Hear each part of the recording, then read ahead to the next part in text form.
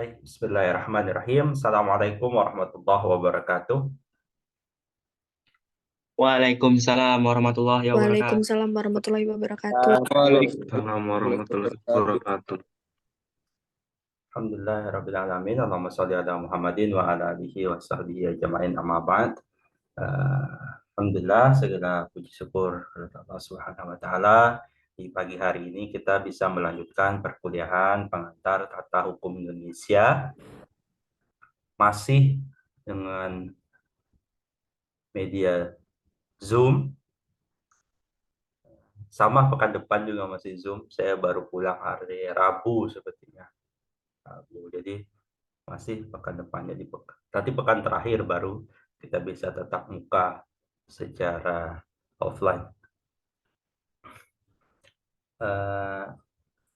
Di pagi hari ini saya juga dituntut ada acara jam 8, jadi jam 8-nya Solo ya, jadi saya harus selesai nanti sekitar setengah 8 atau setengah 9 di sini.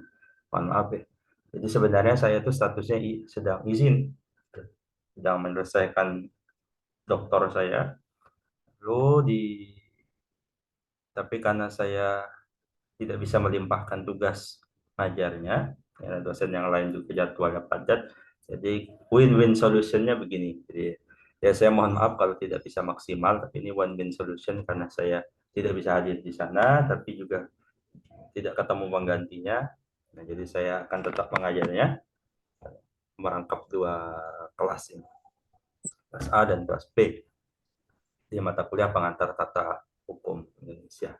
Baik, di pagi hari ini saya ingin mengajak kita membahas satu sub bagian dari hukum Indonesia ya, yang berlaku bukan hanya di Indonesia. Nah, ini apa? Karena dia sub bagian hukum, tapi dia akan berlaku di seluruh dunia. Namanya adalah hukum internasional. Isu berapa pekan ini sangat ramai adalah isu Palestina dan Israel ya. Ketika perang berkecamuk itu, nah, kita akan dihadapkan dengan banyak pertanyaan bagi orang hukum. Itu kan dua negara berbeda. Misalnya kita di Indonesia ini membunuh orang, katakan ditangkap polisi, kita warga negara Indonesia ditangkap oleh polisi Indonesia. Nah, misalnya gimana itu kalau ada negara dua yang berkecamuk perang? Hukum mana yang dipakai? Menggunakan hukum apa? Terus bagaimana menyelesaikannya? Kalau ada yang bisa nangkap, siapa yang menangkap? Kalau ada yang mengadili, siapa yang mengadili?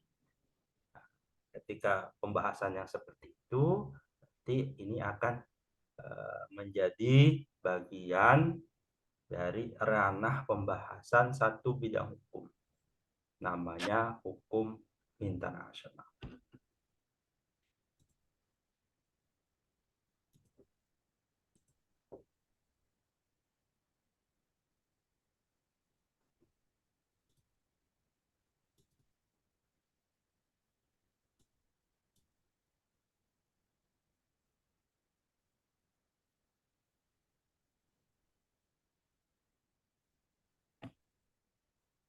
Sebentar.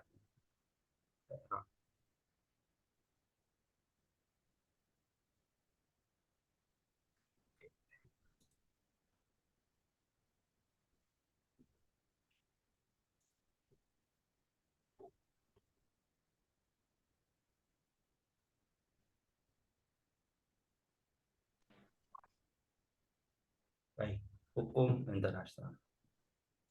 Pagi-pagi masih ngantuk, di jam saya ini masih jam 6.30, 6.43, masih pagi sekali.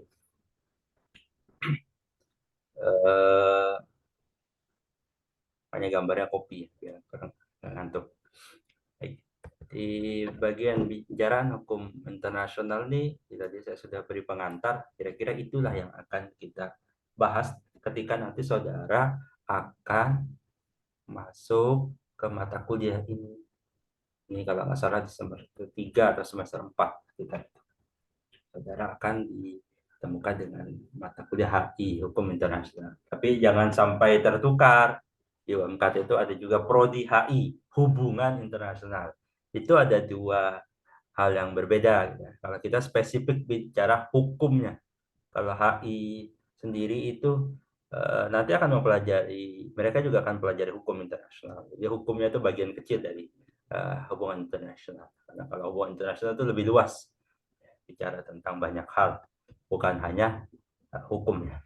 Kalau kita sebagai orang yang menstudi bidang hukum, kita akan bicara tentang hukumnya, hukum internasional. Secara pengertian, definisi hukum internasional dalam ranah publik, karena nanti bisa jadi ada hukum internasional dalam ranah privat, ya. Ada juga. Misalnya tradisionalnya biasanya diartikan adalah hukum yang mengatur hubungan antar negara. Hubungan antar negara. Kalau ditanya tentang hubungan, ya berarti hubungan internasional gitulah. Hubungan antar negara itu bisa antara satu negara dengan negara yang lain, bisa dalam kawasan, ya kalau negara satu yang lain, Indonesia dengan Malaysia. Nah, hubungan dua negara ini aja kan bisa jadi hubungannya baik-baik saja atau sedang berkonflik. Kita punya catatan beberapa kali berkonflik dengan Malaysia. Konflik paling banyak adalah bicara tentang konflik batas negara. Itu rame ada kasus Sipadan dan Ligitan. Kasus pulau-pulau di perbatasan. Ada kasusnya itu kan misalnya gini. Ada satu wilayah pulau itu kalau diukur misalnya itu masuk wilayahnya Indonesia, tapi tidak pernah dihuni oleh orang Indonesia. Sudah puluhan tahun itu dihuni oleh orang-orang Malaysia. Mereka berbahasa Malaysia, mereka menggunakan mata uang Malaysia, itu semacamnya. Nah ini yang begini-begini itu jadi masalah konflik dan sebagainya. Bagaimana menyelesaikannya nanti itu saudara akan temukan di mata kuliah ini ketika saudara mempelajari mata kuliah hukum internasional. Dan karena itu hari ini saya akan berikan pengantar gambaran-gambaran apa yang bisa saudara temukan nanti dalam mata kuliah tersebut, atau sebenarnya lebih khususnya lebih umumnya lagi, bukan mata kuliah saja tapi apa yang saudara pelajari dalam cakrawala pembahasan hukum internasional tersebut. Ada Prof. Mukhtar Kusumaatmadjani, salah satu tokoh, ya. Keseluruhan kaidah dan asas hukum yang mengatur hubungan persoalan yang bukan bersifat perdata. Jadi ini ranahnya publik. Karena ada juga yang sifatnya privat.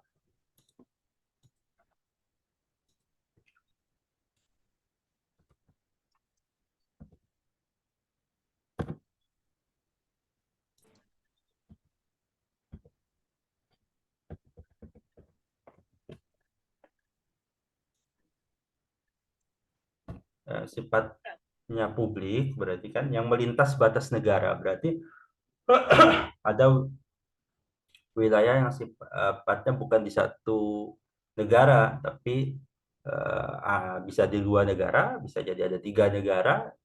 Misalnya kita ada di Pulau Kalimantan. Di Pulau Kalimantan itu diduduki oleh 3 negara, Indonesia sebagian besarnya, lalu Malaysia, lalu yang kecil, bagian kecilnya itu dimiliki wilayah Brunei Darussalam.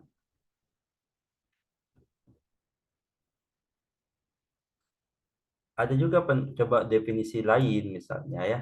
Keseluruhan kaidah dan asas yang mengatur hubungan atau persoalan yang melintas batas negara antara negara dengan negara. Nah, kita kan tadi terbayang ada semuanya terkait negara dan negara.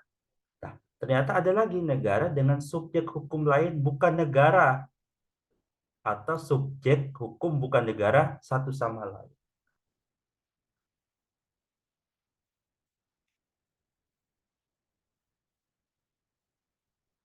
Maksudnya gimana? Yang bukan negara itu. Coba kita lihat. ada lembaga namanya PBB, di bawahnya macam-macam, ada UNICEF, UNESCO, dan sebagainya. Apakah dia negara? Bukan, dia ada lembaga. ASEAN, ya, itu gabungan wilayah. Contoh juga NATO, apakah itu satu negara? Kan bukan. Nah, ada lagi yang bukan negara, ada. Indonesia dulu telah berperang lama dengan GAM, Gerakan Aceh Merdeka. Pimpinan-pimpinan GAM-nya itu lari ke luar negeri, tapi pejuang-pejuangnya itu masih berperang di Aceh. Nah, lalu diupayakan jalan damai, terjadi di tahun 2000 berapa gitu, saya lupa ya. Itu ada perjanjian damai antara pemerintah Indonesia dengan GAM. Perjanjiannya di Swedia kalau tidak saya lupa ya, jauhnya di Eropa sana. Nah, itu perjanjiannya, salah satu isi perjanjiannya kan ya, GAM apa maksudnya Aceh itu masuk wilayah Indonesia, tidak merdeka. Tapi Aceh diberi otonomi, kekhususan daerah, keistimewaan. Apa istimewanya? Di sana diterapkan syariat Islam. Di sana punya partai-partai sendiri, partai Aceh, partai itu. Nah, ada kekhususan sendiri di wilayah Aceh. Namanya juga bukan seperti yang lain, dia namanya Nangro Aceh Darussalam. Nah, waktu bikin kesepakatan Indonesia itu apakah dengan negara? Bukan, dengan satu, kalau dikualifikasikan nanti saudara bisa temukan, dia kualifikasikan sebagai pemberontak. Ya, satu kelompok tuh. Tapi dia bisa melakukan hubungan tunduk pada hukum internasional antara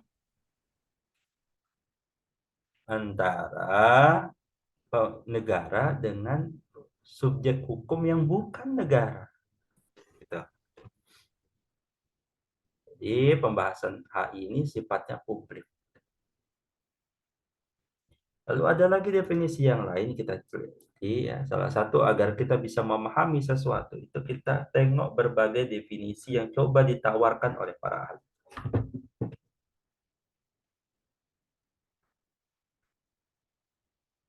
Sebagai contoh nih, Starker.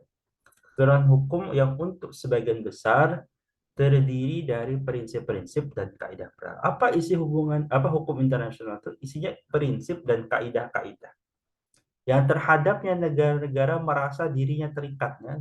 Coba nih, pakai perasaan, nanti kita lihat ya. Dia kenapa? Karena dikata merasa itu karena bisa jadi dia tidak mengikat semuanya. Ada negara-negara yang nggak mau tunduk, nggak mau taat. Ada. Coba sekarang negara-negara pada menghujat Israel. Apakah dia mau tunduk? Enggak. Nah, nanti kita akan tanya, kita akan bahas kenapa lalu ada negara yang mau tunduk, ada negara nggak mau tunduk. Ada Rusia menyerang Ukraina. Apakah Rusia mau tunduk sama hukum internasional? Tidak. Negara-negara pada menghujat Israel, gitu ya. Lalu Dewan Keamanan mau bikin resolusi, Dewan Keamanan PBB, tapi diveto sama Amerika. Batal lah itu. Ya, isu-isunya sangat menarik. Yang terhadapnya negara-negara merasa dirinya terikat untuk mentaati dan karenanya benar-benar ditaati secara umum dalam hubungan-hubungan mereka satu sama lain, dan yang meliputi juga kaidah-kaidah hukum yang berkaitan dengan berfungsinya lembaga-lembaga dan atau organisasi-organisasi nasional internasional, seperti saya tadi sampaikan, hubungan-hubungan mereka satu sama lain dan hubungan mereka dengan negara-negara dan individu-individu. Kaidah-kaidah hukum tertentu yang berkaitan dengan individu-individu dan badan-badan non-negara sejauh hak-hak dan kewajiban individu dan badan non-negara tersebut penting bagi masyarakat internasional. Jadi kalau kita coba gabungkan, subjek HI itu negara dan non-negara. Isi adalah persoalan antara hubungan negara dengan negara, hubungan negara dan non-negara, hubungan non-negara dan non-negara. mulai tambah mumet.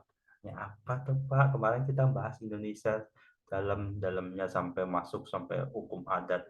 Ini sekarang kita besar, meluas, mendunia. Dan saya sampaikan bagi yang ingin menggeluti dunia hukum internasional, salah satu kuncinya, kunci suksesnya mempelajari hukum internasional adalah Anda harus bisa berbahasa Inggris. Speak.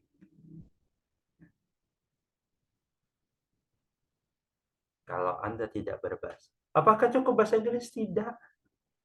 Jadi kita lihat bahasa-bahasa yang lain. Karena di PBB juga tidak semuanya menggunakan bahasa Inggris.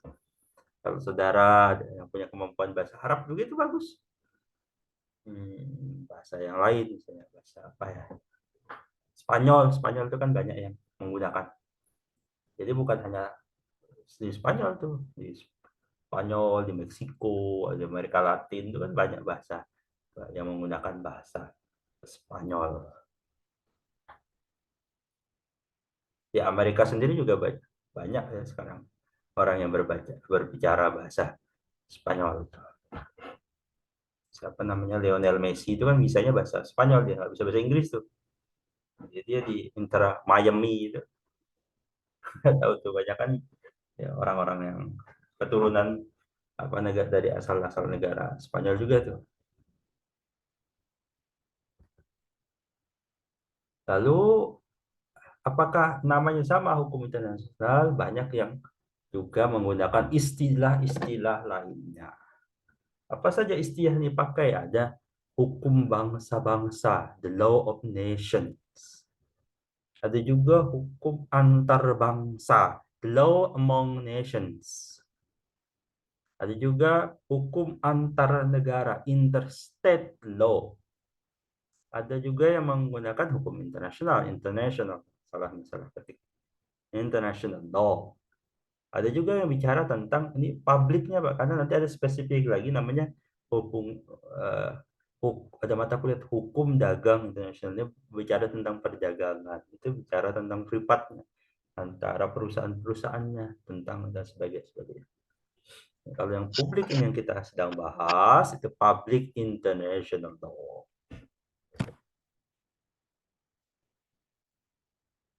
Sejarah perkembangannya tengok sedikit. Ubi societas ibius, di mana ada satu masyarakat, di situ akan ada hukum. Hukumnya itu muncul ya karena ada negara-negara. Kalau negaranya satu doang itu nggak ada tuh. Dan negara itu tidak berhubungan dengan negara lain, ya nggak ada hukum internasional dibahas. Nah, karena kita berkomunitas, kita berinteraksi dengan negara lain atau subjek hukum internasional lainnya, maka disitulah timbul hukum. Law only exists in a society, and a society cannot exist without a system of law to regulate the relation of its member with one another. Masyarakat desa, masyarakat negara, masyarakat dunia itu membentuk sistem hukum. Hukum hanya bisa eksis, hadir ketika ada masyarakat. Cobain sampean tinggal sendirian di dalam hutan, apakah ada hukumnya? Secara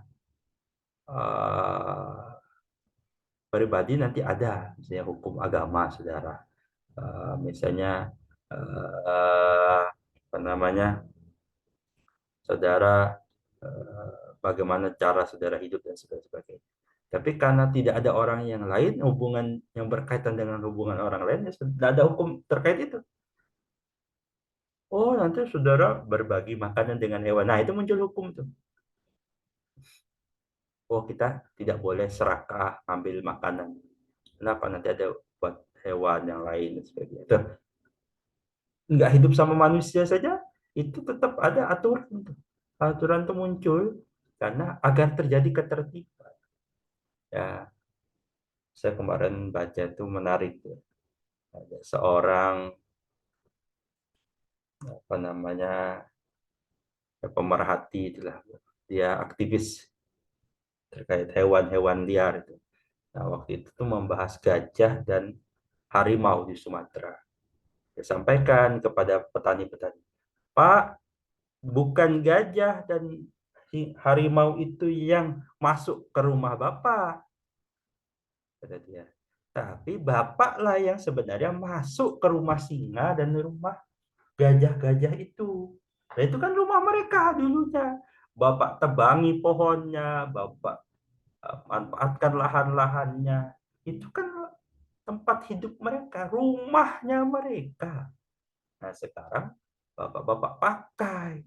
Lalu Bapak teriak-teriak ketika mereka masuk ke wilayah yang Bapak tinggali. Lah, itu bukan harimaunya atau gajahnya yang masuk ke rumah Bapak. Masuk kalau di Kalimantan ini ada orang hutan masuk ke itu. Bukan orang hutannya yang masuk. Sebenarnya masyarakat kita yang masuk ke wilayah orang hutan. Sehingga orang hutannya bingung, kok tempat saya berubah jadi begini. Rumah yang biasa dia tinggali kok berubah begini. Hutan yang biasa diami kok berubah begini. Jadi tambang batu bara misalnya.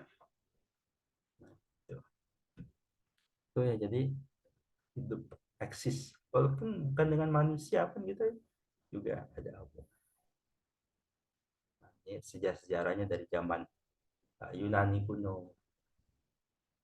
Ini kan juga berkaitan dengan yang paling sering akan kita lihat tuh terkait hukum perang. Kalau saudara nonton film-film tuh, dulu tuh hukum perangnya tuh, ya walaupun hukum perang itu berkembang ya. Kalau dulu tuh ada hukum aturan perang yang perang tuh ada hadapan. Saling lihat-lihat dulu. Terus kadang ada perang tanding dulu. Terus ada obrol-obrolan dulu. Kok ada hadapan begitu kan? Kalau sekarang kan ada tuh, jarang tuh ada perang kayak gitu. Jejer ada hadapan begitu. Enggak, sekarang kan sembunyi-sembunyi di sini-sini. Kayak gitu. Nah, kalau dulu aturan perangnya begitu. Hadap-hadapan dulu. Lalu aturan perangnya ada jeda-jedanya. Jadi mereka perang di siang hari. Ada jam-jam tertentu. Nggak boleh menyerang di waktu-waktu tertentu. Misalnya ada bulan-bulan tertentu yang disakralkan. Tidak boleh perang di bulan-bulan tertentu. Ada wilayah-wilayah tertentu misalnya. Jadi contoh gitu. Zaman Yunani, Romawi gitu. Berkembang lalu sekarang tuh hukumnya berkembang.